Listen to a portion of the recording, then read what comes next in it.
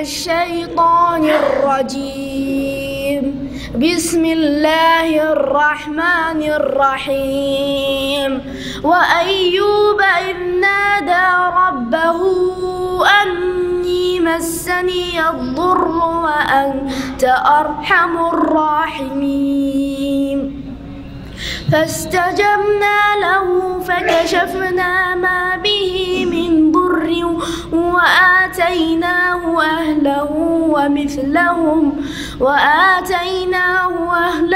ومثلهم معهم رحمة من عندنا وذكرى للعابدين وإسماعيل وإدريس وذا الكفل كل من الصابرين وأدخلناهم في رحمتنا إنه من الصالحين وذا النون إذ ذهب مغاضبا فظن أن لن نقدر عليه فنادى في الظلمات أن لا إله إلا أنت سبحانك إني كنت من الظالمين فاستجبنا له ونجيناه من الغم وكذلك ننجي المؤمنين.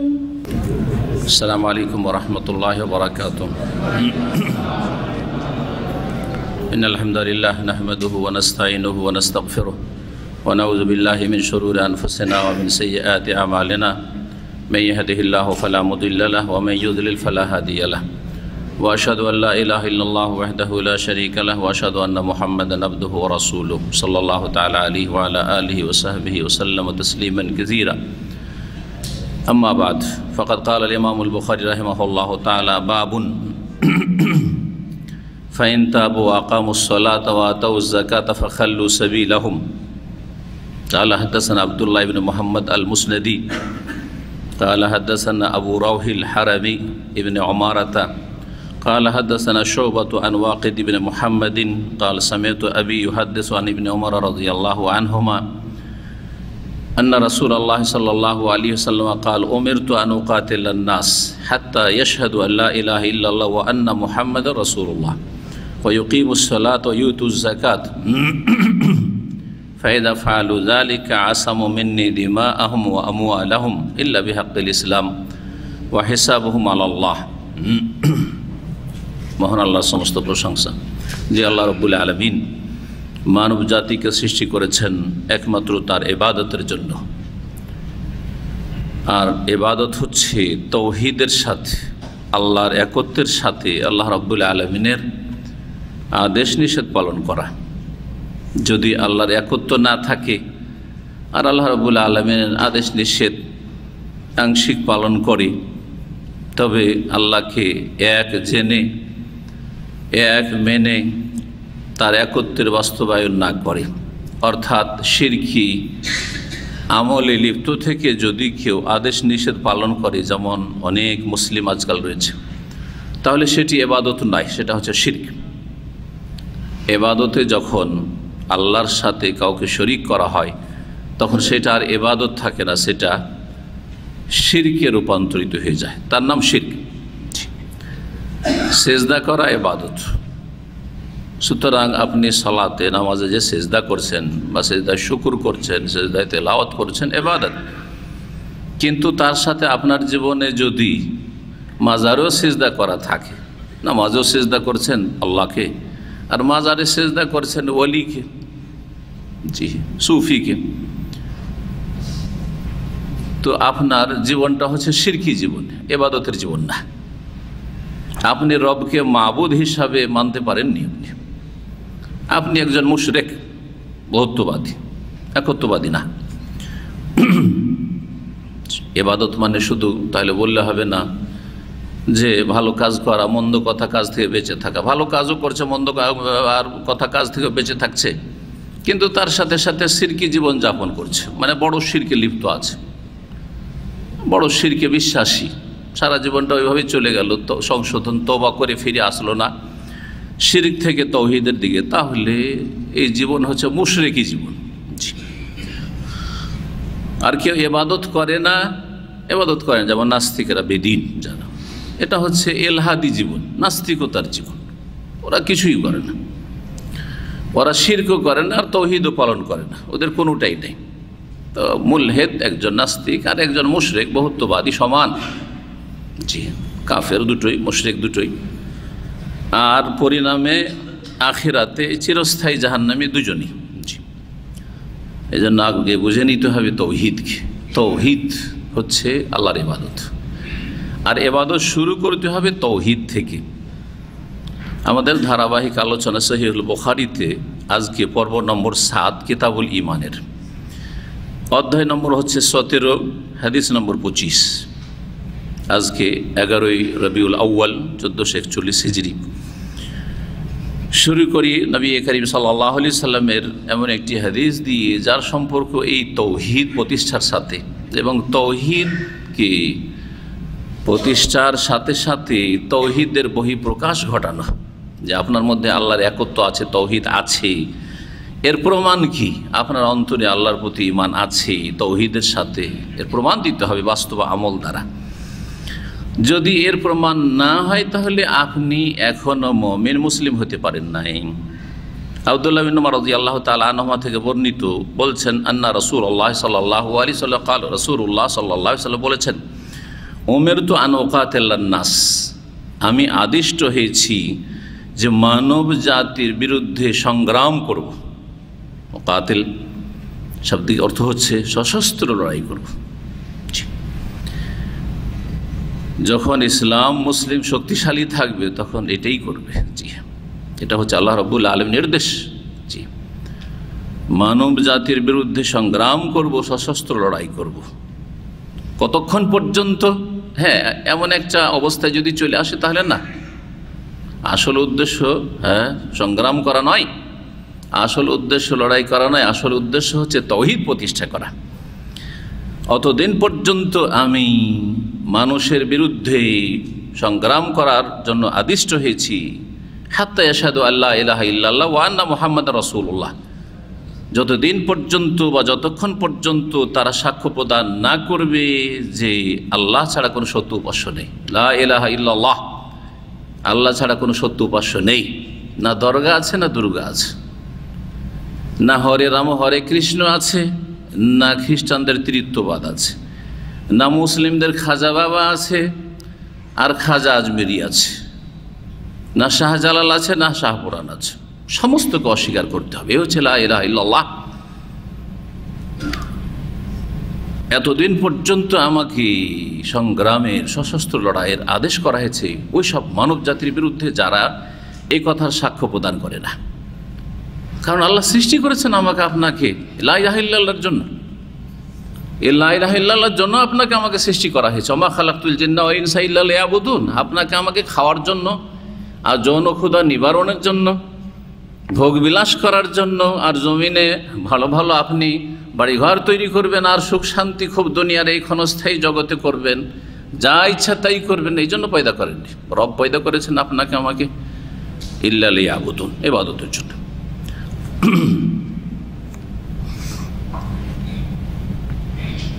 মানুষ বাবা মায়ের যদি অবাধ্য হয়ে যায় তো বাড়িতে রাখে না, কেউ রাখবে না, আপনিও রাখবেন, আমিও রাখবো না।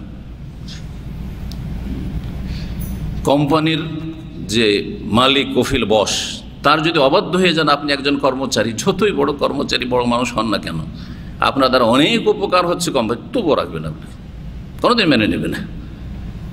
আর জমিন আল্লাহর, আসমান আল্লাহর, হ্যাঁ হাওয়া বাতাস আল্লাহর, আপনি আল্লাহর সৃষ্টি, সব কিছু আল্লাহর, সব কিছুই আল্লাহর।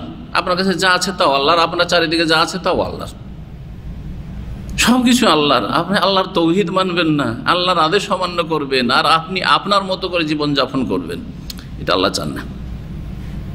কিন্তু আরহামুর রাহিম তারপরও খেতে দিচ্ছেন, তারপরও দুনিয়া জীবনযাপন যেসব উপায় উপকরণ রয়েছে যা দিয়ে আপনি বাঁচতে পারেন, হ্যাঁ শ্বাস প্রশ্বাস নেওয়া ইত্যাদি, হ্যাঁ ঘুমের সময় ঘুম চলে আসছে, আবার কাজকর্ম করতে পারছেন, তারপরেও আল্লাহ যে কত ধৈর্যশীল, আমরা দিতাম না। কোনো বাবা অবাধ্য ছেলেকে বলবে না যে ঠিক আছে তোর সাথে বসে খাবো না, কিন্তু তুই বাড়িতে ঘুমা, তুই বাড়িতে থাক, তুই আমার জমি জায়গায় ভাগ দে, কেউ বলবে না। অবাধ্য চলে যা। আল্লাহর জমিন থেকে বেরিয়ে যাওয়ার কথা স্থান থেকে তো চলে যাক তারা। বলছেন যতক্ষণ পর্যন্ত লা ইলাহা ইল্লাল্লাহর সাক্ষ্য প্রদান না করবে, ভালো করে লা ইলাহা ইল্লাল্লাহর গুরুত্ব বুঝেন, আল্লাহ ছাড়া কোনো সত্য উপাস্য নেই, সৃষ্টি করেছেন আমাকে আল্লাহ, সুতরাং আমার যাবতীয় ইবাদত হবে আল্লাহর জন্য, ভাগাভাগি করলে হবে না। অন্য কেউ যদি আমার উপর এহসান রাখতো সৃষ্টি করাই, তাহলে আমি ভাগাভাগি করতে পারতাম যে আমার ওপর জিলানি চিশতিরও কিছু এহসান অবদান আছে আর তারও হক আছে ইবাদতে। না না না, তাদেরকে ইবাদত করার জন্য পয়দা করেছে, তাদের ইবাদতের জন্য পয়দা করা হয়নি। জিলানি চিশতিও যদি আল্লাহর ইবাদত না করতো তো তাকেও যদি বেদিন হইতো তো নাস্তিক বলতেন, আর যদি বদ্দিন হইতো তাহলে মুশরিক বলতেন। তো জিন ইনসানের মধ্যে তারাও ইনসান ছিল, তাদেরকেও পয়দা করা হয়েছে কিসের জন্য? লা ইলাহা ইল্লাল্লাহর প্রতিষ্ঠার জন্য। ও আন্না মুহাম্মাদান রাসূলুল্লাহ, আর দ্বিতীয় বাক্য হচ্ছে যার সাক্ষ্য প্রদান করতে হবে মুসলিম জীবনের প্রথমেই, সেটা জন্মসূত্রে কেউ পেয়েছি আর কেউ এক সময় গিয়ে চয়েস করেছি, জন্মসূত্রে পেয়ে গেছি আর সেটাকে আমরা বহাল রেখেছি, অব্যাহত রেখেছি, আলহামদুলিল্লাহ যে এবার তো মুসলিম, আর ওইটাকে সাবালক হওয়ার পরে টিকিয়ে রেখেছি, ভাগ্যবান। আর যারা জন্মসূত্রে ইসলাম পায়নি, তাওহীদ লা ইলাহা ইল্লাল্লাহ পায়নি, মুহাম্মদ রাসূলুল্লাহ পায়নি, তাকে এখন চয়েস করে ইসলামে ঢুকতে হবে। কাফেরের ঘরে জন্ম হয়েছে, যেমন অধিকাংশ সাহাবায়ে কেরাম জন্ম কার ঘরে হয়েছে? কাফেরদের ঘরে হয়েছে। অল্প কিছু সাহাবায়ে কেরাম আছে যাদের বাপ মা মুসলিম ছিল, মুসলিম ঘরে জন্ম হয়েছে, যেমন হাসান হুসেন, বাবা মুসলিম মাও মুসলিম। কিন্তু আলী, হ্যাঁ, আবু বকর, ওমর, উসমান, তাদের জন্ম হয়েছে কাফেরদের পরিবারে। তাহলে তাদেরকে চয়েস করতে হয়েছে ইসলামকে, লা ইলাহা ইল্লাল্লাহ মুহাম্মাদুর রাসূলুল্লাহ। জি, আমরা যারা হাসান হুসেনের মতো এই দিক থেকে যে আমরা জন্মসূত্রে ইসলাম পেয়েছি, তাদেরকে সাবালক হওয়ার সাথে সাথে এখন রাস্তা নির্ণয় করতে হবে যে আমি লা ইলাহা ইল্লাল্লাহ মুহাম্মাদুর রাসূলুল্লাহ যেটাকে পেয়েছি জন্মসূত্রে, সেটার ওপরে আছি না এখান থেকে এদিক সেদিক চলে যাচ্ছে, নাস্তিকদের পথ নিচ্ছে না বহুত্ববাদী মুশরিকদের পথ নিচ্ছে। যদি আপনি চয়েস করেন লা ইলাহা ইল্লাল্লাহ মুহাম্মাদুর রাসূলুল্লাহ সাবালক হওয়ার সাথে সাথে তার বহিঃপ্রকাশ ঘটে তো আপনার জীবনে এই কাজগুলির মাধ্যমে, যেগুলি বলা হচ্ছে লা ইলাহা ইল্লাল্লাহ মুহাম্মাদুর রাসূলুল্লাহর স্বীকৃতি দান করা বিশ্বাসের সাথে সাথে, এবং তার সাথে সাথে সালাত কায়েম করা, যাকাত দেওয়া, এই কথাগুলি বলে বাকি ফরজগুলির দিকে ইঙ্গিত করে দেওয়া হয়েছে।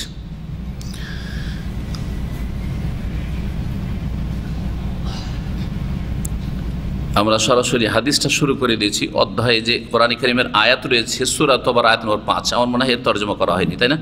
তাফসীর করা হয়নি। তাহলে হাদিসটা কমপ্লিট করছি, আগে আয়াতটার তাফসীর করে দিই। মহান আল্লাহ বলছেন, ফাইন তাবু, মানুষরা যদি তওবা করে, তওবা করা মানে কি? আস্তাগফিরুল্লাহ পড়া, শুধু মুখে আস্তাগফিরুল্লাহ পড়া না, ফিরে আসা। তওবা মানে প্রত্যাবর্তন করা, তাবা ইয়াতুবু, মান তাবা তাবাল্লাহু আলাইহি, হাদিসে রয়েছে মান তাবা তাবাল্লাহু আলাইহি, যে তওবা করবে আল্লাহ তার দিকে তওবা করবে। মানে কি তওবা এখানে ওই তওবা আমাদের প্রচলিত বাংলা তওবা না, যে ফিরবে আল্লাহ তার দিকে ফিরবে, সহজ ভাষায় যে প্রত্যাবর্তন করবে এর আল্লাহর দিকে বা সঠিক পথের দিকে, আল্লাহ তার দিকে ফিরে যাবে। আর যে আল্লাহর দিক থেকে অন্যদিকে ফিরে যাবে, আল্লাহও তার থেকে অন্যদিকে ফিরে যাবে। ওয়াইন উদ্তুম উদনা, আল্লাহ অন্য আয়াতে বলছেন, তোমরা যদি ফিরো আমিও ফিরবো। তোমরা ফিরো ইমানের সাথে, তাওহীদের সাথে, নেক আমলের সাথে আমার দিকে, আল্লাহর দিকে ফিরো। উদনা, আমি তোমাদের জন্য রহমত নিয়ে, বরকত নিয়ে, নিয়ামত নিয়ে ফিরবো তোমাদের দিকে। তো বলছেন আল্লাহ, ফাইন তাবু, কুফরির জীবন ছিল, শিরকের জীবন ছিল, অথবা জন্মসূত্রে মুসলিম, কিছুই জানতাম না, এখন বড় হতে চলেছি, বয়স 7 বছর, ইসলাম শেখা শুরু করেন। বাপ মা আপনি আপনার ছেলে মেয়েদেরকে ইসলাম শেখাতে শুরু করেন, আগে ইলম ফরজ আর তারপরে আমল ফরজ। এ হচ্ছে ফিরে আসা। যারা জন্মসূত্রে মুসলিম তারা ফিরে আসে ইসলামের দিকে, এই হচ্ছে ফিরে আসে। যারা পাপে জড়িয়ে আছে, শিরকি বা অন্যান্য পাপে অপরাধে জড়িয়ে আছে, তওবা করে ফিরে আসা। ভুল পথে ছিল, সঠিক পথে চলে আসে। চোর ডাকাত ছিল, ভালো মানুষ হয়ে যাবে। বেনামাজি ছিল, নামাজি হয়ে যাবে। মুশরিক বহুত্ববাদী ছিল, মুআহিদ হয়ে যাবে। মুলহিদ নাস্তিক ছিল, সে আল্লাহ রাব্বুল আলামিনের ইবাদত গোলামি এবং উবুদিয়তকে স্বীকার করে মেনে নেবে। ফাইন তাবু, তারা যদি তওবা করে মানে প্রত্যাবর্তন করে ইলাল্লাহি, আল্লাহর দিকে, এটা হচ্ছে উদ্দেশ্য। ওয়া আকামুস সালাত, আল্লাহর দিকে ফিরেছে। তাবু মিনাশ শিরক, শিরক থেকে তওবা করেছে মানে লা ইলাহা ইল্লাল্লাহ বলেছে, মুহাম্মদুর রাসূলুল্লাহ বলেছে, সাক্ষ্য প্রদান করেছে। ভিতরে তার ঈমান এসেছে, আর মুখে যে আশহাদু আল্লা ইলাহা ইল্লাল্লাহ বলল, ওয়া আশহাদু আন্না মুহাম্মাদুর রাসূলুল্লাহ বলল, এর প্রমাণটা কি যে সত্য কথা এটা? সে অন্তর থেকে বলছে না শুধু মুখে মুনাফিকি করে বলছে, কেমন করে বুঝবো? ভিতরে বিশ্বাস থাকলে আমাদের জানার কোনো উপায় নেই। সুতরাং এটাকে প্রকাশ করতে হবে কিসের মাধ্যমে? কালেমায়ে শাহাদাতের মাধ্যমে, প্রথম শাহাদাতের মাধ্যমে।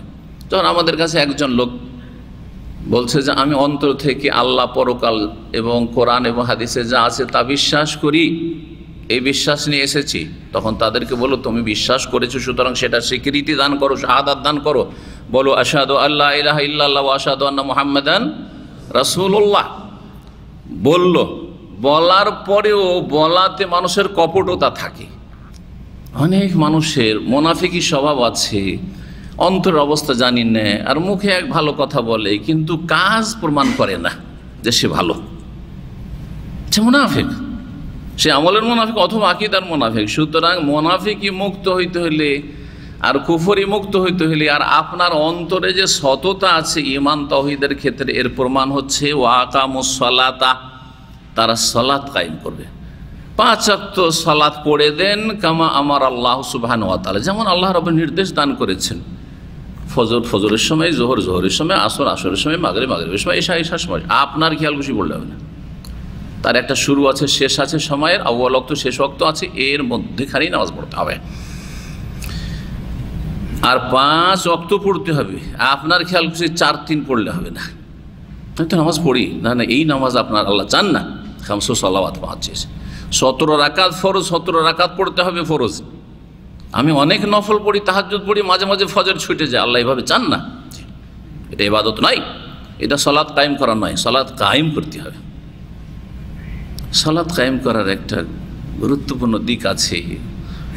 অনেকেই কিন্তু নামাজে, কিন্তু নামাজে মন লাগে না। তাড়াতাড়ি করে নামাজ পড়ে বের হইতে পারলে কাজ হয়ে গেল। কেন?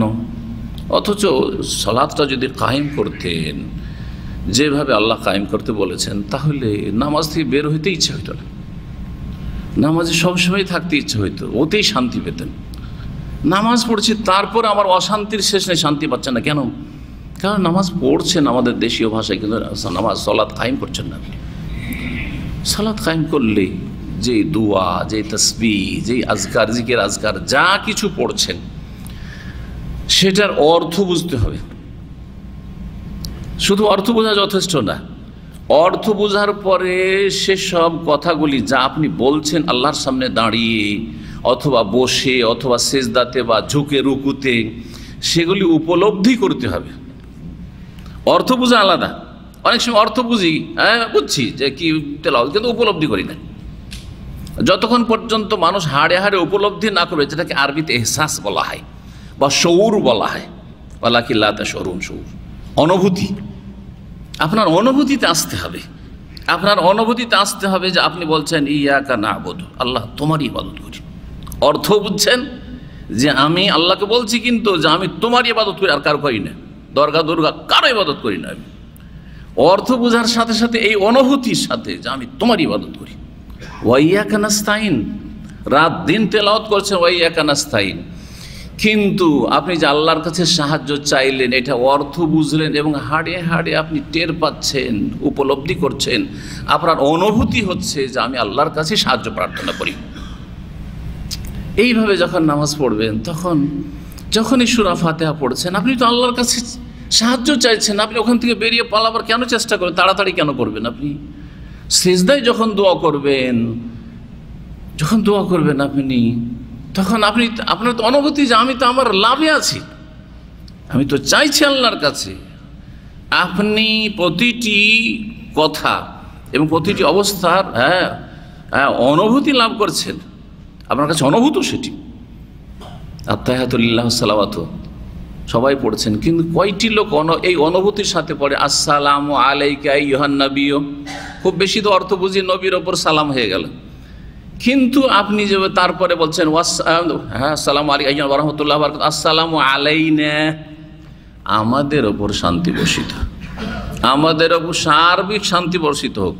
কয়টা লোক নামাজ পড়েন যে আমি আমার জন্য শান্তি চাইলাম, আর আলাইনা বহু বচন, আমার পরিবার পরিজন আত্মীয় স্বজন মুসলিম ভাই বোন সবার জন্য শান্তি চাইলাম। মসজিদের সকল মুসল্লির জন্য শুধু নাই, সারা বিশ্বের সমস্ত মুমিন আলাইনা, আমাদের ওপর, কাফেরদের ওপর না, সার্বিক শান্তি আমাদের নাজিল হোক। এই যে অনুভূতির সাথে আত্মাহাত পড়া, অনুভূতির সাথে আল্লাহুম্মা সাল্লি আলা মুহাম্মদ, এই অনুভূতি নিয়ে অর্থই বুঝেন না তো অনুভূতি কোত্থেকে আসবে? প্রথম কদম তো হচ্ছে অর্থ বোঝা, আর তারপরে দ্বিতীয় পদক্ষেপ হচ্ছে যে অনুভূতির সাথে পড়া, যে আমি নবী করিম সাল্লাল্লাহু আলাইহি সাল্লামের জন্য রহমত চাইলাম আল্লাহর কাছে, আল্লাহুম্মা সাল্লি আলা মুহাম্মদ, আল্লাহ বারিক আলা মুহাম্মদ, আর আমি রাসূলুল্লাহ সাল্লাল্লাহু আলাইহি ওয়াসাল্লামের জন্য সালাত আর বরকত যদি চাই তো 10 গুণ আমার উপর রহমত আর বরকত নাজিল হবে। এই অনুভূতি, এটা হচ্ছে অনুভূতি। আসলে এরকম অনুভূতি নিয়ে যখন আপনি আল্লাহুম্মা সাল্লি আলা মুহাম্মদ পড়বেন, আল্লাহ বারিক আলা মুহাম্মদ পড়বেন, আসসালামু আলাইনা ওয়া আলা ইবাদিল্লাহিস সলিহিন, ইবাদিল্লাহ সারা বিশ্বের, এমনকি সহিহ বুখারীর হাদিস রয়েছে, যখন আলা ইবাদিল্লাহিস সলিহিন বলে নেক বান্দা, সমস্ত ফেরেশতা দোয়া পেল, সমস্ত মুমিন জিনেরা দোয়া পেল, সমস্ত মুসলিম ভাই বোনরা দোয়া পেল, মানুষ যত মুসলিম সবাই দোয়া পেয়ে গেল, সবার কাছে এই দোয়া পৌঁছে গেল। এগুলো হচ্ছে ইসালে সওয়াব শরীয়তি, এগুলি হচ্ছে নেকি পৌঁছানো। যে নামাজের মধ্যে আপনি সওয়াব রেসানি করছেন, বেদাতি সওয়াবের রেসানি নিয়ে পড়ে আছেন, আপনি বেদাতি কুলখানি আর ফাতেহা খানি নিয়ে পড়ে আছেন, আর সুন্নতি ফাতেহা খানি আর সুন্নতি যে দরুদ ও সালাম তার খোঁজ খবর নেই আপনার কাছে, কারণ অনুভূতি নেই। ওয়ালাকিল্লাহ তাশরু, বুঝেন না আসলে, অবুঝ। আল্লাহ যেন আমাদেরকে সত্যিকার অর্থে সালাত কায়েমের তৌফিক দান করেন। এইভাবে যখন সালাত কায়েম করব, তো যদি প্রয়োজন না জরুরি না থাকে তো মসজিদের বাইরে যাওয়ারই চেষ্টা করব না, তাড়াতাড়ি আমি সেজদা থেকে উঠতেই চাইবো না, তাড়াতাড়ি আমি সালাম ফিরবো না, সুবহানাল্লাহ। কিন্তু 1 মিনিট বরদাস্ত হয় না, ছটপটি শুরু হয়ে যাচ্ছে মুসল্লিদের, যদি ইমাম মুয়াজ্জিন দেরি করে তো কারণ কি? কারণ এটি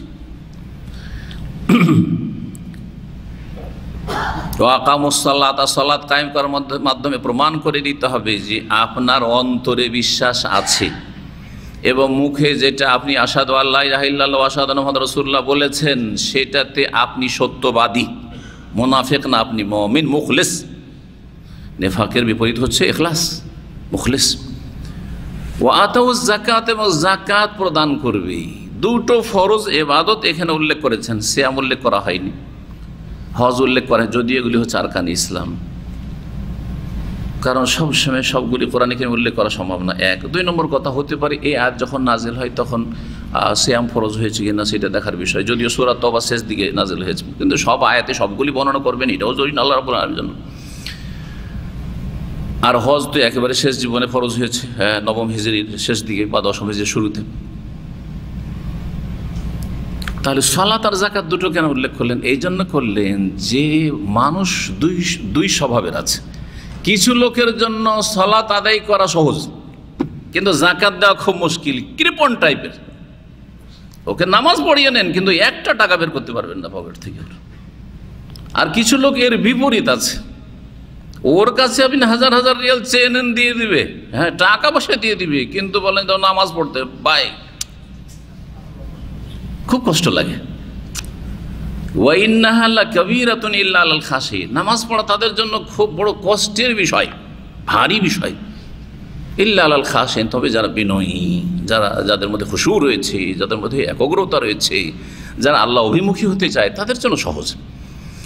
তো আপনার জন্য দুটো সহজ, আপনি যদি খাঁটি মুমিন হন দুটোই সহজ। পয়সার কোরবানি করাও সহজ, আর সময়ের কোরবানি দেওয়াও সহজ, আর শরীরকে একটু ইবাদতে লাগানো এবং মেহনত পরিশ্রম করা ওটাও সহজ, সবটাই সহজ হইতে হবে, তাহলে আপনি খাঁটি বান্দা হবেন। এই জন্য একটি শারীরিক ইবাদত উল্লেখ করা হয়েছে আকামুস সালাহ, আর একটি হচ্ছে আর্থিক ইবাদত, মালি ইবাদত উল্লেখ করা হয়েছে।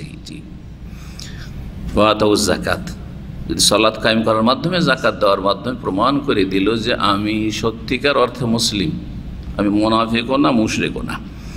ফাখাল্লু সাবি, আল্লাহ বলছেন তাহলে তাদের রাস্তা ছেড়ে দাও।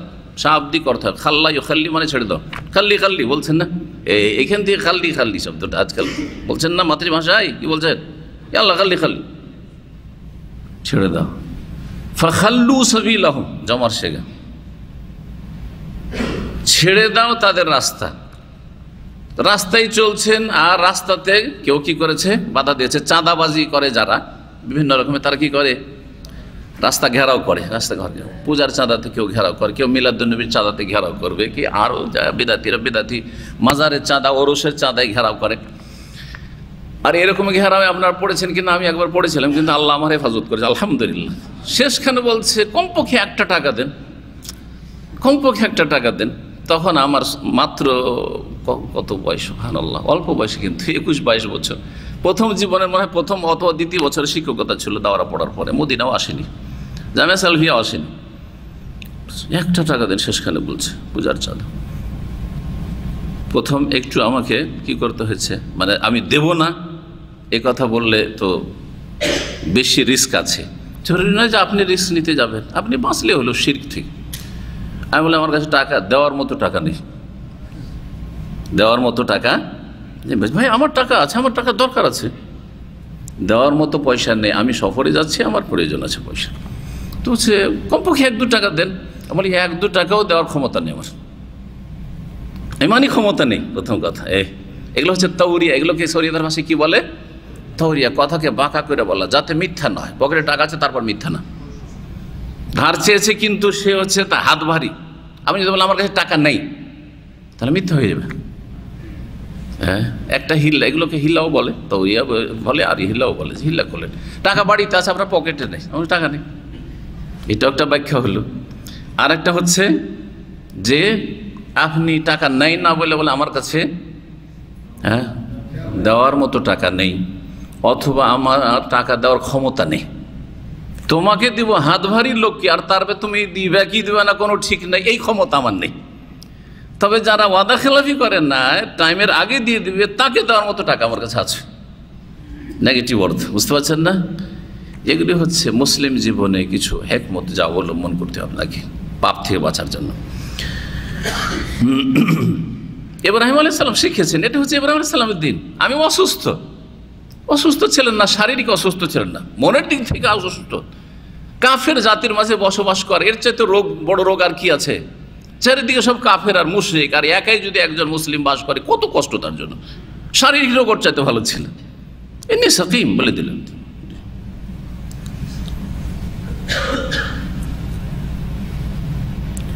তো কি বলছিলাম, তাদের রাস্তা ছেড়ে দাও, ফাখাল্লু সাবিলাহুম, রাস্তা ছেড়ে দাও। তাহলে আল্লাহ কি বলছেন, তৌহিদবাদী হইতে হবে, শিরক আর মুনাফিকি মুক্ত হইতে হবে, আর কি হইতে হবে, 5 ওয়াক্ত সালাত কায়েম করে প্রমাণ করে আপনি সত্যিকার মুসলিম, আর যাকাত দিতে হবে। যদি যাকাত অস্বীকার করে, বলছে নামাজ পড়বো কিন্তু যাকাত দেবো না, পয়সা দিতে পারবো না, তো আবু বকর সিদ্দিক রাদিয়াল্লাহু তাআলা সুন্নাতের বাস্তবায়ন করতে হবে। মুসলিম শাসক আবু বকর সিদ্দিক রাদিয়াল্লাহু কি করেছিলেন, এই হাদিস যেটা আসছে এর উপরে আমল করি। যখন রাসূলুল্লাহ সাল্লাল্লাহু আলাইহি ওয়াসাল্লামের তিরোধানের পরে এক বেদুইন জাতি, বড় সংখ্যক, তারা যাকাতে বাধা দিল, আমরা নামাজ পড়বো কিন্তু যাকাত দেব না, যাকাত খলিফাকে দেব না, রাসূলুল্লাহ সাল্লাল্লাহু আলাইহি ওয়াসাল্লাম ছিল দিতাম, আর দেব না। তখন তিনি বললেন, ওয়াল্লাহি, আল্লাহর শপথ করে বলছি, লাউকাতিলান্না মান ফাররাকা বাইনা সালাত ওয়াজ যাকাত, অবশ্যই আমি সশস্ত্র লড়াই করব ওদের বিরুদ্ধে যারা যাকাত আর সালাতে পার্থক্য করে। বলে নৌসাল্লি ওয়ালা নৌজাক্কি, সালাত পড়বো, নামাজ পড়বো, কিন্তু যাকাত দেব না। এই শ্রেণীর মানুষ যারা একটা মানবে আর একটা মানবে না, অস্বীকার করবে, তাদের বিরুদ্ধে অবশ্যই সশস্ত্র লড়াই করব।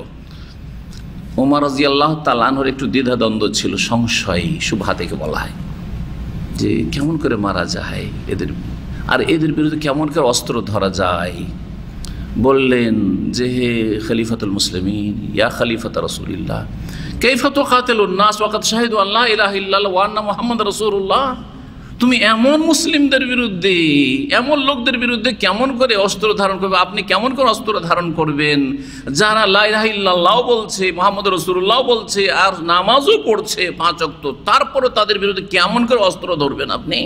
আর অস্ত্র ধরতে বলবেন, সাহাবীদেরকে জিহাদ করতে বলবেন? তখন হচ্ছে আল্লাহর কসম করে বলছি, আমি ওদের বিরুদ্ধে লড়াই করব। ফাইন্না যাকাতা হাক্কুল মাল, যাকাত হচ্ছে ধন সম্পদের হক। আল্লাহর প্রত্যেকটি নিয়ামতে আল্লাহর হক আছে। আপনাকে যেসব নিয়ামত আল্লাহ দিয়েছেন তাতে, তার প্রত্যেকটিতে কি আছে? আল্লাহর হক আছে, শরীর আল্লাহ দিয়েছেন, সুস্থতা দিয়েছেন, এতে আল্লাহর হক আছে। 5 ওয়াক্ত সালাতের মাধ্যমে হক আদায় করতে হবে, বছরে 29-30টি রমজান মাসের সিয়ামের মাধ্যমে শারীরিক হক আদায় করতে হবে। আর অর্থের হক বছরে একবার মাত্র। আপনি কত টাকা আয় ব্যয় করছেন আর কত কি করছেন, আপনি ভোগবিলাস করছেন, আপনি আপনার পরিবার নিয়ে আমোদ ফুর্তি করছেন, আপনাকে মাত্র শতকরা 2.5%, 100 টাকাতে 2.5 টাকা দিতে হবে, সামান্য কিছু। ফাইন্না যাকাত হাক্কুল মাল, মালের হক। আর রাসূলুল্লাহ ইল্লা বিহাক্কিল ইসলাম বলেছে, ইসলামের হক নষ্ট করলে কালেমা যদিও পড়ে, নামাজও পড়ে, তবুও তার রক্ত হালাল হয়ে যাবে। এ কথা বলেছে রাসূলুল্লাহ সাল্লাল্লাহু আলাইহি ওয়াসাল্লাম। এভাবে যখন বুঝাইলেন আবু বকর সিদ্দিক রাদিয়াল্লাহু তাআলা আনহু, তখন ওমরের বুঝে আসলো, বলছে হ্যাঁ কথা ঠিকই, তাই একমত হলেন যে ঠিক আছে তাহলে। আসেন এখন হাদিসের দিকে। হাদিস কি ছিল? আমি আদিষ্ট হয়েছি যে মানব জাতির বিরুদ্ধে সশস্ত্র লড়াই করব, সংগ্রাম করব, হাতে আশহাদু আল্লা ইলাহা ইল্লাল্লাহ, যতক্ষণ পর্যন্ত তারা লা ইলাহা শাহাদাত না দেবে এবং মুহাম্মদুর রাসূলুল্লাহ, মুহাম্মদ যে আল্লাহর রাসূল এ কথা সাক্ষ্য প্রদান না করবে। তার একটা অংশ যদি মানে আরেকটা না মানে চলবে? চলবে না। দুটোই, একে শাহাদাতাইন বলা হয়। তাহলে কালেমাতে কেউ যদি আপনাকে জিজ্ঞাসা করে কালেমাতে কয়টি বাক্য আছে, কি বলবেন? দুটো বাক্য আছে। দুটোর একটা কেউ যদি মানে আর একটা না মানে, তাহলে সে মুসলিম হবে? হবে না। সে জান্নাতি হবে? হবে না। সুতরাং অনেকেই কাফেরদের মাঝে বসবাসের কারণে এই সংশয়ে লিপ্ত আছে, বিশেষ করে উচ্চ শিক্ষিত মহল মুসলিম যারা, তারা মনে করে যে আল্লাহর তৌহিদ যদি লা ইলাহা ইল্লাল্লাহ ঠিক থাকে, তারা শিরিক করে না। আর তারা যদি খ্রিস্টানও হয়, কেন জান্নাতে যাবে না? কেন জান্নাত জানা? লা ইলাহা ইল্লাল্লাহ ঠিক আছে মানে সব খ্রিস্টান তৃত্ববাদী বিশ্বাসী নয়, ক্যাথলিকরা তৃত্ববাদী বিশ্বাসী, এমন কিছু খ্রিস্টান হতে পারে যারা একত্রে বিশ্বাসী, লা ইলাহা ইল্লাল্লাহ ঠিক আছে। আর এইরকম বড় বড় সিনিয়র প্রফেসর যারা 40-50 বছরের প্রফেসর, হ্যাঁ, তাদের সাথে আমার কথা, এক সময় আমার তাফসীর চলতো এখানে কিং ফাহাদ ইউনিভার্সিটিতে, দীর্ঘ 5 বছর ওখানে যেতাম, প্রতিদিন জুমাবারে আসর পরে ওখানে যেতাম। তো এক প্রফেসর এরকম কথা বলে ফেললো যে বাংলাভাষী কানাডা বা আমেরিকান ন্যাশনালিটি নিয়ে আছে, ওই সব দেশে কাফের মাঝে বাস করলে কুফরি থেকে প্রভাবিত খানিকটা হয়েই যায় মানুষ, ইসলাম সম্পর্কে গভীর জ্ঞান না থাকলে, তৌহিদ সম্পর্কে বিশেষ করে জ্ঞান না থাকলে। জি, তো বললো যে তাদের যারা মুওয়াহিদ মানুষ, যারা শিরিক করে না, তারা কেন জান্নাতে যাবে না? তাদের জান্নাতে যাওয়া চাই, তাদেরকে কী করে বলবো চিরস্থায়ী জাহান্নামে? তা আমি তখন যতটা বলার বলে আসলাম, পরের সপ্তাহে একটা ওই রকম আলোচনা রেডি করে নিয়ে গিয়ে পুরো শোনালাম, চুপ হয়ে গেল। সহজ কথা বুঝেন যে কালেমায় দুটো অংশ আছে, কি? লা ইলাহা ইল্লাল্লাহ আর আরেকটা মুহাম্মদুর রাসূলুল্লাহ। যেই ব্যক্তি বলছে আমি আল্লাহর সাথে শিরিক করব না, কিন্তু আমি খ্রিস্টান হয়ে জীবনযাপন করব বা ইহুদি হয়ে জীবনযাপন করব, সেগুলিও তো আসমানি কিতাব এবং যেই নবীদের নাজাত তারা আল্লাহর নবী ছিলেন, রাসূল ছিলেন, ভালো কথা। তাহলে আর একটা অংশ আছে, সেটা কি? মুহাম্মদ সাল্লাল্লাহু আলাইহি ওয়াসাল্লাম আল্লাহর রাসূল, মুহাম্মদ সাল্লাল্লাহু আলাইহি ওয়াসাল্লাম আল্লাহর বিধান জানতে হবে মুহাম্মদ সাল্লাল্লাহু আলাইহি ওয়াসাল্লামের মাধ্যমে। রাসূলুল্লাহ মানে আল্লাহর মেসেঞ্জার, আল্লাহর আসমানি আদেশ নিষেধ জানার মাধ্যম একমাত্র একজন, তিনি হচ্ছেন রাসূলুল্লাহ সাল্লাল্লাহু আলাইহি ওয়াসাল্লাম। যেমন এক সময়ের জন্য মূসা আলাইহিস সালাম ছিলেন, এটা আমরা মানি মুসলিম। যদি কেউ বলে মূসা আলাইহিস সালামকে রাসূল মানে, সে কাফের। ভালো করে শুনে রাখেন, এটা ইনসাফ। কেউ যদি বলে ঈসা আলাইহিস সালামকে খ্রিস্টানরা বা ইহুদিরা খুব জুলুম অত্যাচার করছে, সুতরাং আমি ঈসা আলাইহিস সালামকে রাসূল মানি না, কাফের, সে মুসলিম নয়। লা নুফাররিকু বাইনা আহাদিম মির রাসূলি, সূরাতুল বাকারা আল্লাহ রাব্বুল আলামিন শেষ দিকে কথাই শিখেছেন আমাদেরকে, আমরা কোনো পার্থক্য করি রাসূলগণের মাঝে, সমস্ত রাসূলকে রাসূল মানি, সমস্ত নবীকে নবী বলে বিশ্বাস করি। কিন্তু তাদের দিনগুলি একটা সময়কাল পর্যন্ত ছিল, তারপরে সেগুলি রহিত করে দিয়ে ফাইনাল এডিশন দিন ইসলামের পাঠানো হয়েছে। সবগুলি দিন ইসলাম ছিল, কিন্তু আল্লাহর মনোনীত দিন ইসলাম, পূর্ণাঙ্গ ইসলাম এসেছে শেষ নবী মুহাম্মদ রাসূলুল্লাহ সাল্লাল্লাহু আলাইহি ওয়াসাল্লামের মাধ্যমে। তিনি খাতামুন নবীন, সমস্ত নবীদের শেষ, সুতরাং সর্বশেষ নবীর প্রতি বিশ্বাস করতে হবে। এইরকম যেমন আমরা মুসা ঈসাকেও বিশ্বাস করি, তোমরা মুহাম্মদ রাসূলুল্লাহকে বিশ্বাস করে ঈমান নিয়ে আসো। আর না হইলে তোমরা কাফের থাকলে, যদিও তৌহিদ তোমাদের ঠিক আছে বলছো, কিন্তু রিসালাত ঠিক নেই, সুতরাং কাফের। আর যখন কাফের হয়ে মারা গেলে চিরস্থায়ী জাহান্নামে যেতে হবে।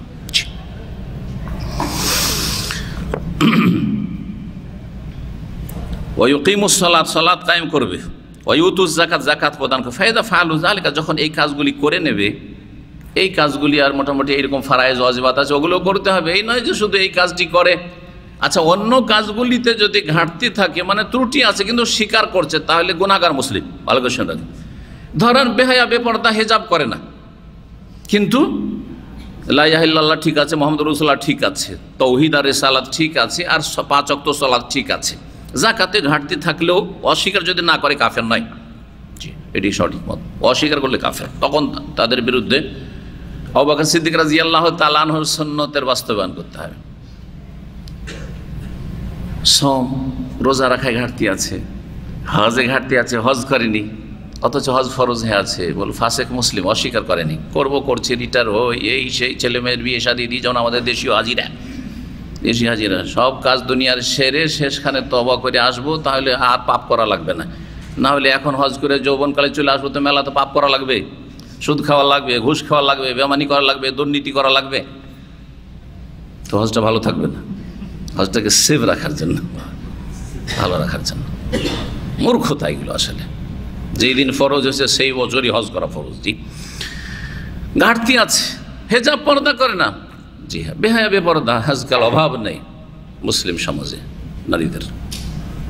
এটা কি স্বাধীনতা মনে করছি, কিন্তু এটা জানে না যে এটা তাদের স্বাধীনতা নয়, বরং তাদের পর্যন্ত পুরুষদের পৌঁছার স্বাধীনতা। বেহায়া বেপরদা হওয়া তাদের নারী স্বাধীনতা নয়, বরং নারী পর্যন্ত পৌঁছার স্বাধীনতা। নারীদের পর্যন্ত পৌঁছিতে চায়, নারীদেরকে ভোগবাদীরা ভোগ করতে চায়, সেখান পর্যন্ত পৌঁছার স্বাধীনতার ব্যবস্থা করে দেওয়া। এই কথাটি মুসলিম বোনেরা যদি বুঝতে পারতো, কখনো বেহায়া বেপরদা হইতো না, স্বামী ছাড়া কারো সামনে শরীর খুলতো না। কিন্তু হেজাব করে না, অস্বীকার করে না। হেজাব যদি অস্বীকার করে, হেজাব আবার কি জিনিস? হেজাব মুসলিম জাতিকে এত পিছিয়ে দিয়েছে, হেজাব করলে উন্নতি হবে না, তাহলে কাফের। অস্বীকার করলো, অমান্য করলো। কিন্তু হেজাবকে বিশ্বাস করে, শ্রদ্ধা করে, কিন্তু পরিবেশের কারণে, সমাজের কারণে, অথবা পরিবার ওই রকমই, ওখানে মানুষ হয়েছে বেহায়া বেপরদা হয়ে, বা অজ্ঞতার কারণে গুরুত্ব বুঝে না হেজাবের, সুতরাং হেজাব পর্দা করে বেহায়া বেপরদা চলাফেরা করে, তাহলে কি বলবো? গুনাহগার, ফাসেকার নারী। ফাসেকার নারী এই অবস্থায় মারা গেলে চিরস্থায়ী জাহান্নামে নয়, আল্লাহর রহমত হলে প্রথমেই ছেড়ে দিতে পারেন, কবরে আযাব দিয়ে ছেড়ে দিতে পারেন। আল্লাহর রহমত না হলে আল্লাহ কিছুদিন, দীর্ঘদিন শাস্তিও দিতে পারেন, আর তারপরে আল্লাহ একদিন ছাড়বেন, যদি মূল ইসলামটা ঠিক থাকে। মূল ইসলাম ঠিক রাখার জন্য কি করতে হবে বললাম? লা ইলাহা ইল্লাল্লাহ ঠিক থাকতে হবে, তাওহীদের জায়গায় শিরক যেন না থাকে, তাওহীদে কি না থাকে? শিরক না থাকে, নেফাক মুনাফিকি না থাকে। আর মুহাম্মদুর রাসূলুল্লাহ সাল্লাল্লাহু আলাইহি ওয়াসাল্লাম এই বাক্যটাও ঠিক থাকে, শুধু মৌখিক বাক্য নয়, এর বাস্তবায়নটা যেন নবী সাল্লাল্লাহু আলাইহি ওয়াসাল্লাম আদর্শ মানে। তাহলে যারা বেদাত করছে, নবী সাল্লাল্লাহু আলাইহি ওয়াসাল্লাম আদর্শ বাদ দিয়ে এই যে ঈদে মিলাদুন নবী করছে, তারা কি বলবো? কাফের না? সবগুলি কাফের না। ওদের মধ্যে যারা এই মিলাদুন নবী করতে গিয়ে শিরকি কর্মকাণ্ডে জড়িত বা লিপ্ত, তারা মুশরিক। যেমন বলে থাকে যে মিলাদ মাহফিলে নবী সাল্লাল্লাহু আলাইহি ওয়াসাল্লাম তশরিফ নিয়ে আসেন, সেই জন্য অনেক জায়গায় ভারত, বাংলাদেশ, পাকিস্তানে একটা খালি চেয়ার রাখা হয়। যে পাশে আমার বক্তা সাহেব, হুজুর পীর সাহেবের পাশে একটা কি আছে? খালি চেয়ার, খুব সুন্দর করে সাজানো থাকে। অনেক মাহফিলে ছোটকালে দেখেছি বেরেলবিদের।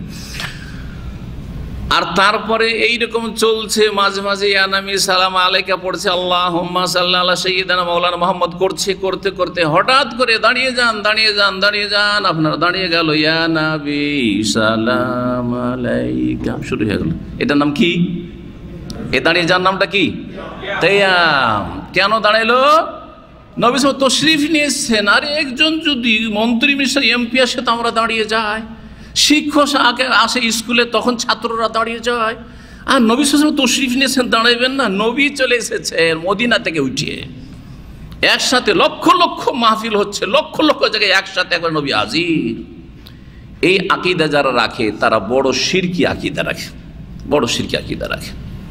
সুতরাং মিলাদ করা কখনো কখনো বড় শিরক, আর কমপক্ষে বিদাত। কমপক্ষে কি?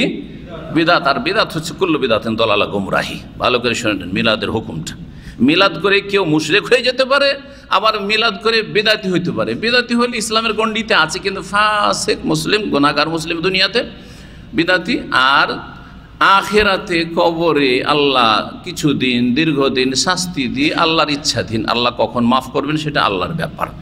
কিন্তু যদি কেউ বড় শিরকের অবস্থায় এরকম কিয়াম করে মারা যায়, যে নবী তশরিফ নিয়ে আসতেন আমাদের মাহফিলে, আমাদের মিলাদে, তাহলে সে শিরকের অবস্থায় বলল কোনো দিন আল্লাহ মাফ করবেন। আল্লাহ লা ইয়াগফিরু ইউশরাকা বিহি ইন্নাহু মান ইউশরিক বিল্লাহি ফাকাদ হারামাল্লাহু আলাইহি আল জান্নাহ। শিরক করে মারা গেলে আল্লাহ জান্নাতকে হারাম করে দিয়েছেন। তো আশা করি ইনসাফের সাথে কথা বলে যারা এই মিলাদুন্নবী করবে তারা দুই ক্যাটাগরির, হ্যাঁ, বড় শিরককারী অথবা বিদআতকারী। তো রাসূলুল্লাহ সাল্লাল্লাহু আলাইহি সাল্লামের রিসালাতের সাক্ষী দিচ্ছে কিন্তু পুরোপুরি পালন করে না, পুরোপুরি পালন করে না মুসলিম। একটা লোক দাঁড়িয়ে রাখে না, তো কি বলবেন? রিসালাতের সাক্ষী দিচ্ছে কিন্তু রিসালাত নবী সাল্লাল্লাহু আলাইহি সাল্লাম যে বলেছেন দাড়ি বাড়াও, আর মুশরিকদের মতো অগ্নিপূজক দাড়ি মুন্ডন করিও না, ও মুন্ডন করছে, তাহলে কি বলবেন? গুনাহগার বলবেন, কিন্তু সেই ব্যক্তি অস্বীকারী নয়, অস্বীকারী নয়। জি হ্যাঁ, কিন্তু অস্বীকারী যদি হয়, উপহাসকারী যদি হয়, হ্যাঁ, তোমাকে জঙ্গলি জঙ্গলি লাগছে, তোমার কাছে টাকা নেই, যাও এই 10 রিয়াল না যাও যে দাড়ি শেভ করে আসো, তাহলে সে কাফের। কারণ রাসূলুল্লাহ সাল্লাল্লাহু আলাইহি ওয়াসাল্লামের এই সুন্দর মোবারক চেহারাকে, যেটা আল্লাহর দেওয়া চেহারা, আল্লাহ এইভাবেই দিয়েছেন যে তোমাকে দাড়ি রাখতে হবে পুরুষ, আর এর মাধ্যমে নারী থেকে তোমাকে কি হইতে হবে? স্বতন্ত্র হইতে হবে, না হলে তোমাকে দেখে নারী নারী মহিলা মহিলা লাগছে। সে হইল না, আর সে উপহাস করলো, সুতরাং সে কুফরিতে, বড় কুফরিতে লিপ্ত হইল, সে ব্যক্তি বড় কুফরিতে লিপ্ত হইল।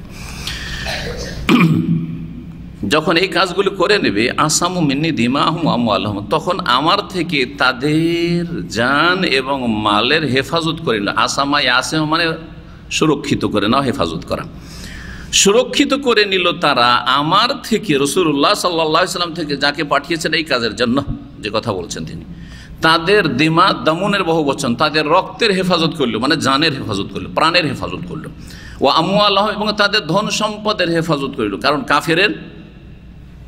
কাফের যদি বিদ্রোহ ঘোষণা করে, ইসলামের বিরুদ্ধে অস্ত্র ধারণ করে, তো আল্লাহ রাব্বুল বিধান কি হচ্ছে যে তার জান হালাল এবং তার ধন সম্পদ হালাল। ধন সম্পদ তার গনিমত হয়ে যাবে অথবা ফাই হয়ে যাবে, গনিমত হয়ে যাবে অথবা ফাই হয়ে যাবে, আর তার জান হালাল যদি বিদ্রোহ ঘোষণা করে। তো কি হয়? ইসলাম, হ্যাঁ, লা ইলাহা ইল্লাল্লাহ মুহাম্মাদুর রাসূলুল্লাহ আর সালাত, আর না হলে সুরক্ষিত নয় জানমাল, সুতরাং কি অস্ত্র। হ্যাঁ, এটা এই হাদিস বলে, কিন্তু কোরআনে কারীমের আর একটি আয়াতের সাথে লাগাইতে হবে সূরা তাওবার। আল্লাহ আর একটা স্তর রেখেছেন, সেটা হচ্ছে, আসল হচ্ছে যে তোমাকে আল্লাহ তৌহিদের জন্যই পয়দা করেছেন, তার ইবাদতের জন্য। সুতরাং লা ইলাহা ইল্লাল্লাহ মুহাম্মাদুর সাক্ষ্য প্রদান করবে আর 5 ওয়াক্ত সালাত আদি করবে। যখন এগুলি করছো আর অস্বীকার করো না, তাহলে তুমি একজন কি মুসলিম, যদিও গুনাহগার মুসলিম, গুনাহে জড়িয়ে থাকলে, আর তুমি আল্লাহর বান্দা। আর যদি না করো, তাহলে রক্ত জানমাল কি হয়ে যাচ্ছে? হালাল হয়ে যাচ্ছে। কিন্তু রক্ত জানমালের সুরক্ষার জন্য আর একটা ব্যবস্থা আছে, সেটা হচ্ছে যদি ইসলামের বিরুদ্ধে অস্ত্র না ধারণ করি, বলো যে আমরা ইসলাম গ্রহণ করব না, হ্যাঁ, ইসলাম মানব না, ওহির বিধান কোরআনের বিধান মানব না, তবে আমরা মুসলিম দেশে নিরাপত্তা চাই। কি চাই? নিরাপত্তা চাই। আপনাদেরকে নিরাপদ থাকতে দিতে চাই, আর আমিও নিরাপদ থাকতে চাই। তাহলে কি করবে? জিজিয়া দেবে। হাত্তা ইউতুল জিজিয়াতা আন ইয়াদিন ওয়া হুম সাগিরুন। আল্লাহ বলছেন যে জিজিয়া দিয়ে লাঞ্ছিত হয়ে বশত্ব স্বীকার করে থাকবে। জিজিয়া দেওয়া মানে সারেন্ডার করা, আর নিরাপত্তার ঘোষণা করা যে আমাদের থেকে আপনারা নিরাপদ।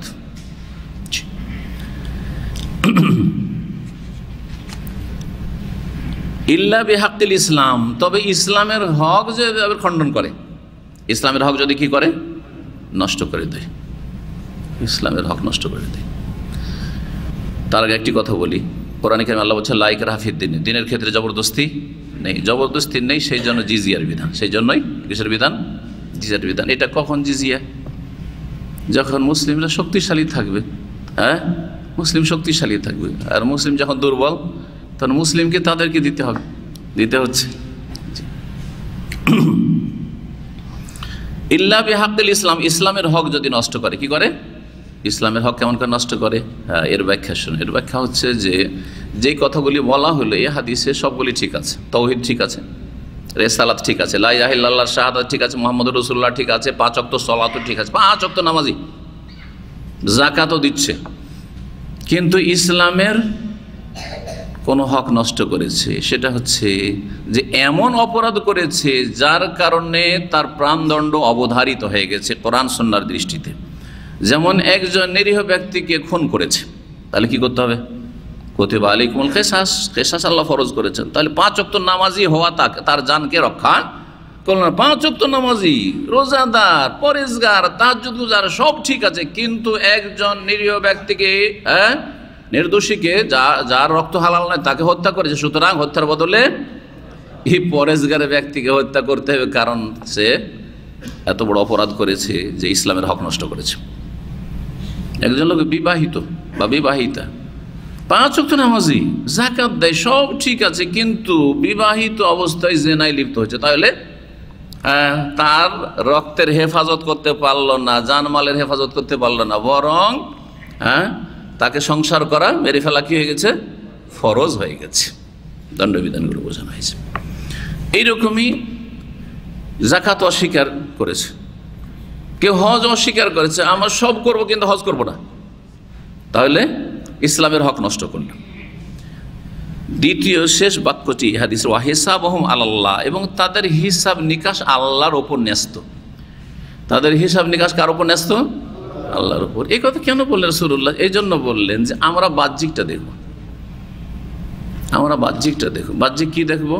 যে একজন লোক লা ইলাহা ইল্লাল্লাহ সাক্ষ্য প্রদান করে, মুহাম্মদুর রাসূলুল্লাহ বলে সাল্লাল্লাহু আলাইহি সাল্লাম, 5 ওয়াক্ত সালাত পড়ে আমাদের সাথে, আর যাকাতও দিচ্ছে, ইসলামের ফরজ ওয়াজিব আদায় করছে, তারপরেও যদি ভিতরে কিছু কুফরি লুকায়িত থাকে, তাহলে এটা আমাদের দেখার বিষয় নয়। সন্দেহের ভিত্তিতে না এ গুপ্তচর আছে, এ মুনাফিক আছে, এ কপট আছে, এটা নাস্তিক, কিন্তু দুনিয়ার গরজে কালিমা পড়ছে আর নামাজ পড়ছে, এই কথা বলার অধিকার আমাদের নেই, এই কথা বলার অধিকার ওদের নেই। বাহ্যিক কাজ অস্বীকার করে না, এগুলো মেনে নিচ্ছে। সুতরাং বাকি ভিতরের বিষয়টি হিসাবহু আলাল্লাহি ফিল বাতিন, ভিতরের বিষয়গুলির ক্ষেত্রে আল্লাহর উপর হিসাব ছেড়ে দাও। 18 নম্বর অধ্যায়, ইমাম বুখারী রাহিমাহুল্লাহ বলছেন, বাবু মান কালা, এই অধ্যায় হচ্ছে ওই সব লোকদের সম্পর্কে যারা বলেছেন যে ইন্নাল ঈমান হুয়াল আমাল, ঈমানই হচ্ছে আমল, ঈমানই হচ্ছে কি? আমল, বা ঈমান আমলেরই নামান্তর, যেটা ঈমান সেটা আমল। আর এই সম্পর্কে শুরুতে বিস্তারিত আলোচনা হয়েছে যে আমল মানে কি? আমল মানে কি? আমল মানে কর্ম, আমল মানে কাজ। এই জন্য তো লেবারকে আমেল বলছে, বলছেন না? আমেল ভিসা এসছে মানে লেবার ভিসা এসছে, লেবার মানে তবে কাজ করা, যে কাজ করে। তো ঈমানটাও একটা আমল, বরং এটা আসল আমল, প্রথম আমল। আমল কয়েক রকম, তার মধ্যে একটা হচ্ছে আমালুল কলবে, অন্তরের আমল, এটা হচ্ছে অন্তরের আমল। একটা হচ্ছে জবানের আমল, আর একটা হচ্ছে শরীরের অঙ্গ প্রত্যঙ্গের আমল, আর্থিক আমল, শরীরের বিভিন্ন অঙ্গ দিয়ে আপনি সেই কাজগুলি করছেন আপনি।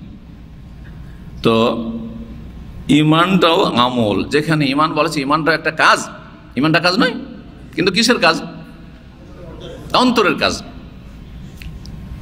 নিয়তটা কাজ না কাজ নয়? নিয়ত করা কাজ, কিন্তু কিসের কাজ? কিসের কাজ? অন্তরের কাজ। এটা আপনারা বুঝছেন, কিন্তু ভারত বাংলাদেশের বিদাতি হুজুররা বুঝলো না, বড়ই দুঃখের বিষয়। নিয়ত করা যে অন্তরের কাজ, আমালুল কলব, এটা আপনারা সাধারণ মানুষ যেহেতু আলাল ফিতর, আপনার প্রকৃতির ওপর আছেন, আপনাদের যদি সঠিকটা শেখানো হয় তো কবুল করার যোগ্যতা আছে, কিন্তু তাদের ভাইরাসের কারণে আসল বিষয়টাই বুঝলো না। নিয়ত একটা কাজ, কিন্তু কাজটা মুখের না, নামাই তো পড়ান না, জবানের কাজ নয়, এটা কিসের কাজ? অন্তরের কাজ। সুতরাং কোনো ব্যক্তি যদি মুখে নিয়ত পড়ে, সে এমন পাগলের পাগল, যদি কেউ কি করে নাক দিয়ে খাবার ঢুকায় বা পানি ঢুকায়, পিপাসা লেগেছে ভাই, তো কি করবেন? পানি লাগবে? হ্যাঁ পানি লাগবে। আর পানি নিয়ে ওর নাকে পানি ঢালা শুরু করেছে, নাকে পানি ঢালা শুরু করেছে। বলছে নাকে কেন পানি? পিপাসা লেগেছে। বলছে নাক দিয়ে খাবো, সারা দুনিয়া মুখ দিয়ে খাচ্ছে, আমি নাক দিয়ে খাবো, অসুবিধা কি? তোকে কি বলবেন?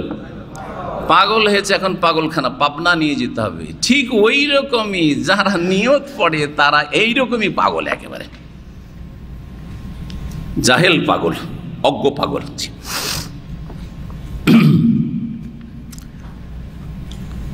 ইমানই হচ্ছে আমল, ইমানকে আমল বলা হয়েছে। এর মাধ্যমে ইমাম বুখারী রাহমাতুল্লাহ আলাইহি মুরজিয়ার খণ্ডন করেছেন। মুরজিয়ার কি করেছেন? মুরজিয়া বলছে যে আমল আলাদা আর ইমান আলাদা।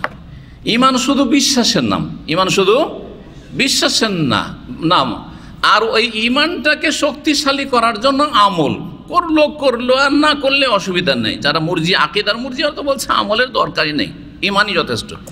আর যারা আরেক দল মুরজিয়া, যারা ফোকা, মুরজিয়াতুল ফোকাহা, তারা বলছে আমল ইমানের অন্তর্ভুক্ত না, ইমান আলাদা জিনিস, ইমান শুধু বিশ্বাসের নাম। আর আমল দিয়ে কি হয়? আমল দিয়ে সেটা সুসজ্জিত হয়, ব্যাস, আমল দিয়ে সুসজ্জিত। যেমন একটা গাছ হচ্ছে শেকড়ের নাম, কাণ্ডর নাম ওদের কাছে, ব্যাস। আর তারপরে ডালপালা আর লতা পাতা এসব দিয়ে কি হয়? গাছটা সুসজ্জিত হয়, যে ছায়া বিশিষ্ট গাছ এবং অনেকগুলি ডাল ফাংড়ি আছে ইত্যাদি। এইভাবে তারা ভুল বুঝেছে। জি হ্যাঁ, ইমান শুধু, আর ইমান শুধু অন্তর বিশ্বাসের নাম নয়, আর ইমান আমল থেকে পৃথক না, ইমানটাও একটা আমল, আর আমল ছাড়া ইমান হয় নাই। তাহলে ইমান কয়টি বিষয়ের নাম? তিনটি বিষয়ের নাম, সবসময় মনে রাখবেন। ইমান হচ্ছে অন্তরের বিশ্বাসের নাম, আর জবানের স্বীকৃতির নাম, শাহাদাতের নাম, আর অঙ্গ প্রত্যঙ্গ দিয়ে কাজ করার নাম। জি, এখন দেখেন কোরআনে কারীমের অনেক আয়াত এইরকম আছে যে আয়াতগুলিতে ইমানকে আমল বলা হয়েছে। ইমানকে কি বলা হয়েছে? আমল বলা হয়েছে। তার মধ্যে এখানে তিনটি আয়াত উল্লেখ করেছেন ইমাম বুখারী রাহিমাহুল্লাহ। বলছে লিকাউলিল্লাহি তাআলা, দলিল ইমানটাও যে একটা আমল, কর্ম, এর দলিল মহান আল্লাহর বাণী, ওয়াতিলকাল জান্নাতুল্লাতী উরিসতুমুহা বিমা কুনতুম তা'মালুন, সূরা যুখরুফ আয়াত নম্বর ৭২। আল্লাহ ইরশাদ করছেন, এই যে জান্নাত, আল্লাহ বলছেন ওয়াতিলকাল জান্নাত, এই যে জান্নাত, উরিসতুমুল্লাতী উরিসতুমুহা, যার তোমাদেরকে ওয়ারিস বানানো হয়েছে, উত্তরাধিকারী বানানো হয়েছে। অর্থাৎ তোমাদেরকে যে জান্নাত দেওয়া হয়েছে, জান্নাতীদেরকে আল্লাহ বলবেন কিসের কারণে? বিমা কুনতুম তা'মালুন, তোমাদের আমলের বিনিময়ে বা আমলের কারণে, তোমাদের আমলের মাধ্যমে। তাহলে আমল যদি আলাদা জিনিস হয় আর ইমান আলাদা জিনিস, তো ইমান ছাড়া জান্নাত পাওয়া যায় নাকি? ইমান ছাড়া জান্নাত পাওয়া যাবে? হ্যাঁ, তাহলে বোঝা গেল যে আমলের বিনিময়ে তোমাদেরকে জান্নাত দেওয়া হয়েছে। আর সবচেয়ে গুরুত্বপূর্ণ আমল হচ্ছে আমল অন্তরের আমল। কারণ অন্তরের আমল যদি ঠিক না থাকে তাহলে বাহ্যিক আমল কোনোদিন মুক্তি দিতে পারবে না। মৌখিক শুধু আশহাদু পড়া, লা ইলাহা ইল্লাল্লাহ পড়া, মুহাম্মাদুর রাসূলুল্লাহ পড়া কোনোদিন নাজাত দেবে না। আর বাহ্যিক ইবাদত বন্দেগী করছে, তাহলে মুনাফিকরা নাজাত পেয়ে যেত। মুনাফিকরা বাহ্যিক সব কাজ করতো, প্রায় সব কাজই করতো, মাঝে মাঝে একটু বাহানা করে এদিক সেদিক করতো, কিন্তু প্রায় সব কাজই করতো, নামাজ পড়তো, এমনকি জিহাদও যেত। কিন্তু জিহাদে যেত গানিমতের ধন সম্পদ ভাগ নেওয়ার জন্য, আর না হলে মানুষের মনোবলকে দুর্বল করে দেওয়ার জন্য, অসৎ উদ্দেশ্য নিয়ে যেত। যাবো আর যাওয়ার পরে পালাইতে শুরু করবো, আমাদের দেখা দেখি খাঁটি মুমিন মুসলিম তারা নার্ভাস হয়ে যাবে, আর মনোবল তাদের দুর্বল হয়ে তখন তারাও পালাইতে শুরু করবে হারাইবার জন্য। এটা মুনাফিকদের কাজ। যেত তারা অন্তরে এইসব খারাপিগুলো তাদের ছিল। এখানে বিমা কুনতুম তা'মালুন মানে বেঈমানিকুম, প্রথমে ঈমান, অন্য আমলের আগে ঈমান। তো এখানে ঈমান কামল বলা হয়েছে। ওয়াকালা ইদ্দাতু মিন আহলিল ইলমি, অনেক ওলামায়ে কেরামগণ বলেছেন, মানে আইম্মায়ে কেরামগণ বলছে। ইমাম বুখারী নকল করছেন ওলামা থেকে, তার মানে ইমাম বুখারীর আগে যেসব ওলামারা ছিলেন, তার মানে সাহাবায়ে কেরামগণ, হ্যাঁ, নবী সাল্লাল্লাহু আলাইহি ওয়াসাল্লাম পরে ওলামা, আর তারপরে তাবেঈনরা, তারপর তাবেঈনের যুগের বেশ কিছু আইম্মা ওলামারা, তাদের থেকে তিনি নকল করে বলছেন যে বেশ কিছু ওলামারা বলেছেন ফি কওলিহি তাআলা, মহান আল্লাহর এই বাণী তাফসীরে, ফাওয়ারাব্বিকা লানাসআলান্নাহুম আজমাইন, তোমার হে নবী তোমার প্রতিপালকের শপথ করে বলছি। কে বলছেন? কে বলছেন? এটা আল্লাহ নিজে বলছেন, নবীকে সম্বোধন করে, ফাওয়ারাব্বিকা, হে নবী তোমার প্রতিপালকের কসম করে বলছি। তার মানে কার কসম করছেন? আল্লাহ নিজেরই কসম করছেন, আল্লাহ নিজেরই কসম করছেন, তোমার রবের কসম করে বলছি, লানাসআলান্নাহুম আজমাইন আম্মা কানু ইয়ামালুন, অবশ্যই অবশ্যই সমস্ত মানুষকে জিজ্ঞেস করব আম্মা কানু ইয়ামালুন, যে তারা কি কাজকর্ম করেছিল, আমল করেছিল, তাদের কৃতকর্ম সম্পর্কে অবশ্যই আমি জিজ্ঞেস করব। আম্মা কানু ইয়ামালুন, এই আয়াতের তাফসীর আম্মা কানু ইয়ামালুন সূরা হিজর আয়াত নম্বর 92 93, এই দুটি ছোট ছোট আয়াত। ফারাব্বিকা লা নাসআলু আজমাইন একটি আয়াত, আর একটি আয়াত হচ্ছে আম্মা কানু ইয়ামালুন। এই আম্মা কানু ইয়ামালুন, কি তারা আমল করেছিল এ সম্পর্কে অবশ্যই জিজ্ঞাসা করব। এর তাফসীর হচ্ছে আন কাউলি লা ইলাহা ইল্লাল্লাহ, ইলাহা ইল্লাল্লাহ সম্পর্কে জিজ্ঞাসা করব। তা আগে তো এটাই জিজ্ঞাসা হবে। প্রথম একজন মানুষকে কি জিজ্ঞাসা হবে? লা ইলাহা ইল্লাল্লাহ সম্পর্কে। কবরও জিজ্ঞাসা করা, মান রব্বুকা মানি তো লা ইলাহা ইল্লাল্লাহ সম্পর্কে জিজ্ঞাসা হবে, যে তোমার এলাহ আল্লাহ সত্য মাবুদ নাকি আর কিছু। মান রব্বুকা মানে তোমার রব শুধু আল্লাহকে রব মানতো আর মাজারে ধর্ণা দিত, আর জবাব দিয়ে দিবে নাকি? না না, এই অর্থ বুঝবেন না, কখনো মন্ত্র বুঝবেন না। মান রব্বুকা মানে তৌহিদ সম্পর্কে জিজ্ঞাসা করা হবে, আর মান নবিয়ুকা তোমার নবীকে মানে রিসালাত সম্পর্কে জিজ্ঞাসা করা হবে। জি হ্যাঁ। আর মা দিনকে তোমার দিন কি মানে তুমি ওহির প্রতি ইমানদার ছিলে কিনা এই সম্পর্কে জিজ্ঞাসা করা হবে।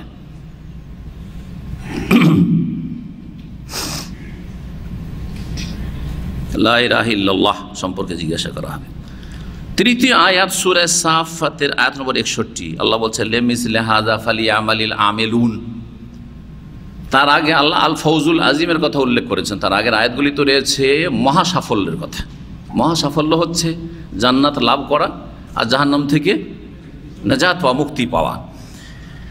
লিমিসলি হাযা, এই ধরনের কাজের জন্য, এই মহা সাফল্যের জন্য, লিমিসলি হাযা মানে লিমিসলি হাযাল ফৌজুল আজিম, এই মহা সাফল্যের জন্য আমলকারীরা যেন আমল করতে থাকে। যারা আমল করার লোক তারা যেন কি করতে থাকে? এই মহা সাফল্য অর্জনের জন্য আমল করতে থাকে। তো আমল করা কোনখান থেকে শুরু করবেন আপনি? প্রথম আমলই হচ্ছে ঈমান বিল্লাহ, আল্লাহর প্রতি ঈমান।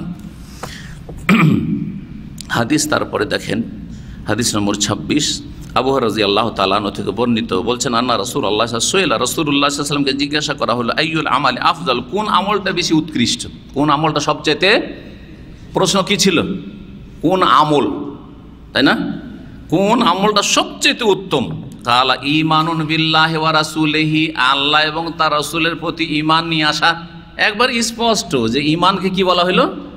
আমল বলা হলো। প্রশ্নকারী প্রশ্ন করছে কোন আমলটা ভালো, আর রাসূলুল্লাহ বলছেন আল্লাহর প্রতি ঈমান আর রাসূলের প্রতি ঈমান এটা হচ্ছে কি সবচেয়ে উত্তম। তাহলে ঈমানকে এখানে সরাসরি আমল বলা হলো কি হলো না?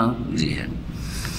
সুতরাং মুরজিয়াদের আকীদা হচ্ছে ভ্রান্ত আকীদা যে ঈমান শুধু বিশ্বাসের নাম আর আমল ওর থেকে খারিজ। হ্যাঁ, আমল করুক আর না করুক পাকা মুসলিম, হ্যাঁ, অথবা একজন মুসলিম হওয়ার জন্য আমলের দরকার নেই, আমলটা হচ্ছে গাছপালা, গাছের যে লতা পাতার মতো বা গাছ ঘন পাতা বিশিষ্ট গাছের মতো। না না না না, আমল অতপ্রতভাবে জড়িত। একজন মানুষ যখন অন্তর থেকে বিশ্বাস করে আর মুখে স্বীকৃতি দান করেছে তখন তার জন্য আমল জরুরি।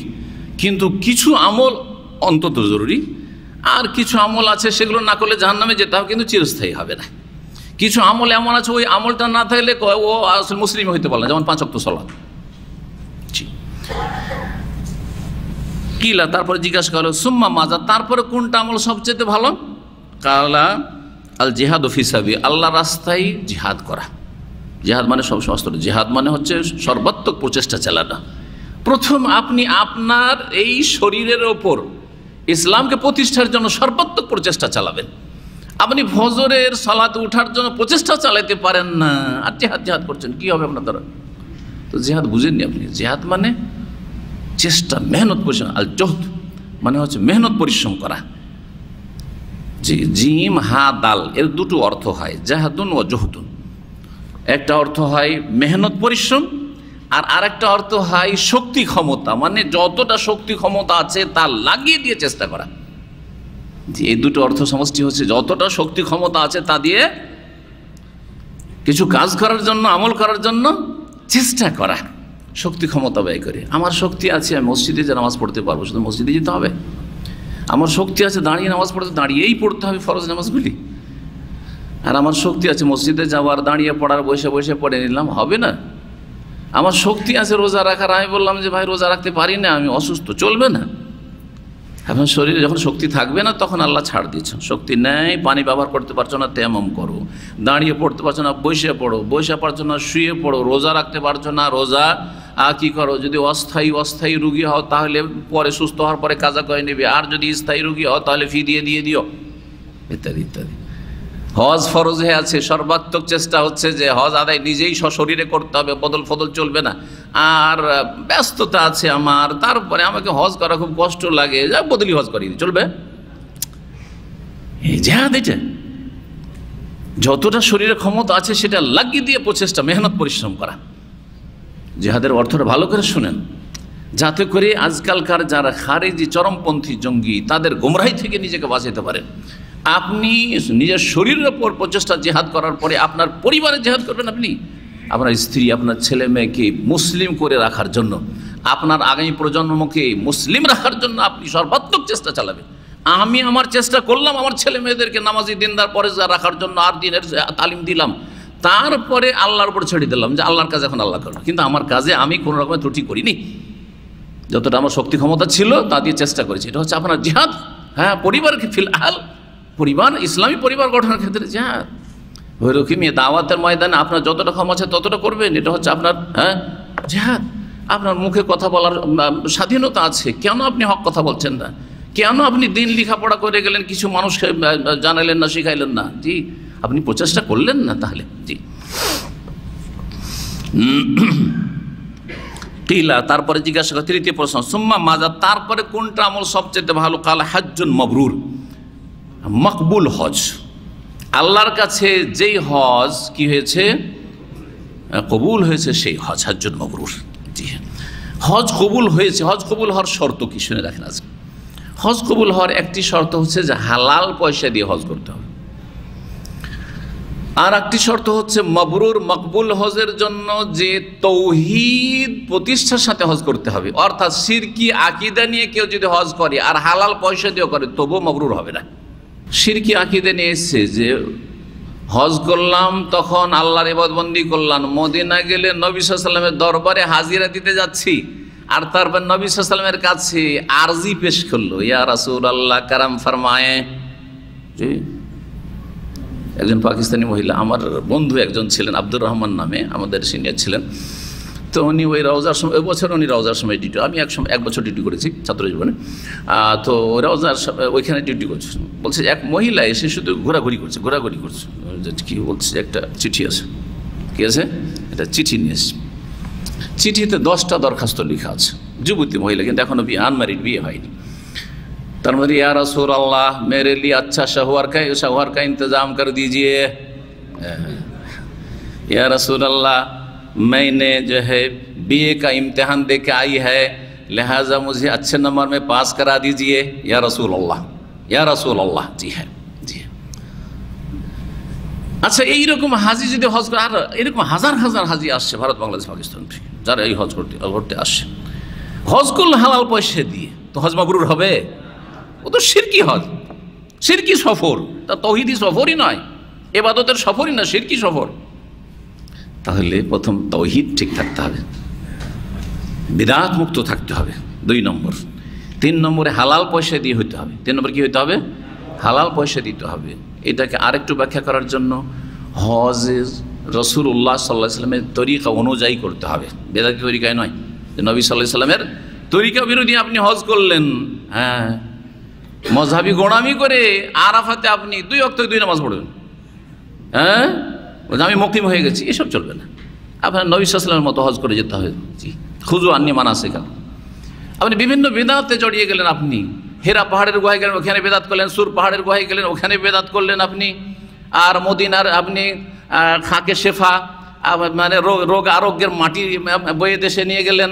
তারপরে আপনি জমজমের পানি দিয়ে আপনি আপনার এহরামটাকে ধুয়ে নিয়ে গেলেন, বা কাফনকে ধুয়ে নিয়ে গেলেন, যে এখান থেকে মক্কা থেকে কাফন নিয়ে যাবো, আর ওসিয়ত করে গেছে এই কাফনে আমাকে কাফন দিও, কারণ হাজিরাই এসব। হালাল পয়সা দিয়ে হজ করলেও হজ মাবরুর হবে না, হজ মাবরুর হবে না, হজ মাবরুর। আর হজে মাবরুরে, হজে প্রথম রুকুনগুলি রয়েছে। কয়টি রুকুন রয়েছে বলতে পারেন? হজের রুকুন কয়টি? এই 4টি রুকুন ঠিক থাকতে হবে। আর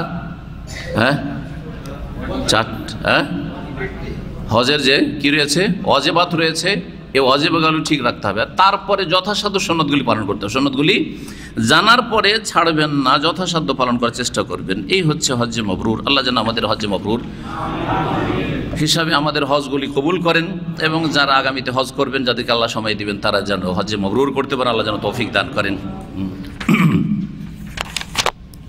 আর একটা অধ্যায় কি পড়া যেতে পারে, লম্বা আছে, সুতরাং আজকে এখানেই ছেড়ে দিচ্ছি। আল্লাহ রাব্বুল যেন আমাদের গুনাহ খাতা মাফ করেন, এবং আল্লাহ যেন আমার ভালো পথে চলার তৌফিক দান করেন। সুবহান রাব্বিকা রাব্বিল ইজ্জাতি আম্মা ইয়াসিফুন ওয়া সালামুন আলাল মুরসালিন আলহামদুলিল্লাহি রাব্বিল আলামিন। হ্যাঁ, ইসলামের ঈদ তিনটি নাই, দুটি আছে। নবী সাল্লাল্লাহু আলাইহি বলেছেন আল্লাহ তোমাদেরকে উত্তম দুটো ঈদ দিয়েছেন। হাদিসে আছে ঈদাইন, মানে ঈদুল ফিতর, ঈদুল আজহা। জুমার দিনটা সাপ্তাহিক ঈদ, সেটা ওই ঈদ নয়, ওই ঈদ নয়। জি হ্যাঁ, ওই অর্থে বলতে পারে।